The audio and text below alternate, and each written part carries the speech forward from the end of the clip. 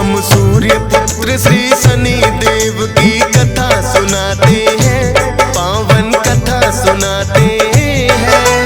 शनि देव कलयुग के न्यायाधीश कहते हैं, हम कथा सुनाते हैं। हम सूर्य पुत्र श्री शनि देव की कथा सुनाते हैं, पावन कथा सुनाते हैं। शनि देव कलयुग के न्यायाधीश कहते हैं, हम कथा सुनाते हैं। हे शनि देव महाराज, रखना भक्तों की लाज।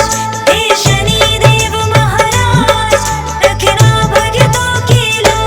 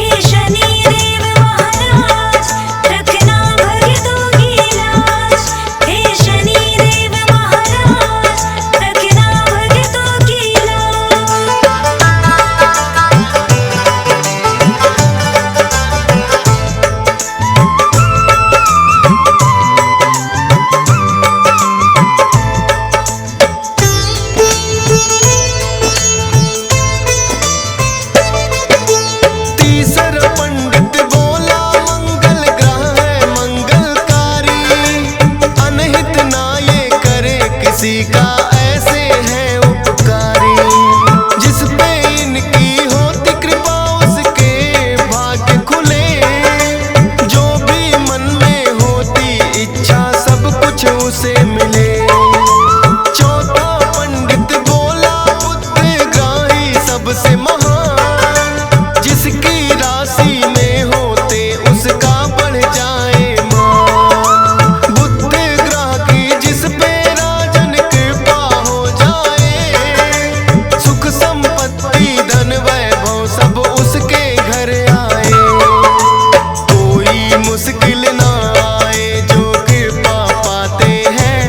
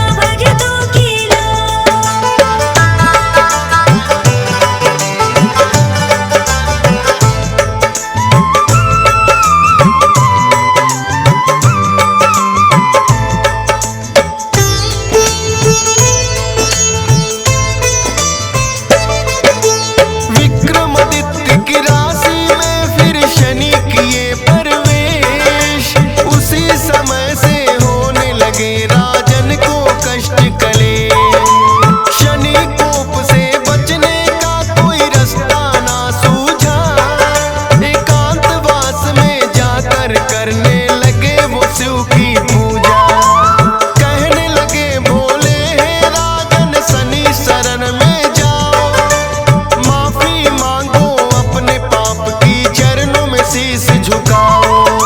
राजपाट छिन गया राजन का, नगर में पड़ा अकाल। उजड़ गई उज्जैनी नगरी जो थी कभी खुशहाल। अपने कहे वचनों पे फिर राजन पछताते हैं, पावन कथा सुनाते हैं। शनि देव कलयुग के न्यायाधीश कहते हैं, हम कथा सुनाते हैं। हे शनि देव महाराज रखना भक्तों की लाज।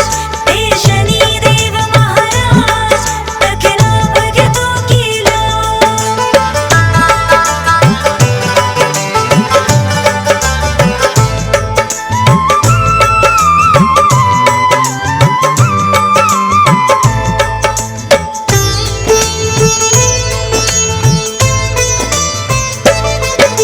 शनि देव ने फिर अपनी है शक्ति दिखलाई, चंद्रसेन राजा के हाथों सजा भी दिलवाई। उनके बदले का तो अभी भी अंत न हो पाया, तेली के घर बना के नौकर कोल्हू चलवाया। राजा विक्रमादित्य ने आखिर अपनी हार ली मान, शनि देव से माफी मांगी और करने लगे ध्यान। शनि देव ने होकर खुश फिर उनको माफ किया, अहंकार था जो राजन को पल में साफ किया। राजपाट वो राजन का फिर से लौटाते हैं, पावन कथा सुना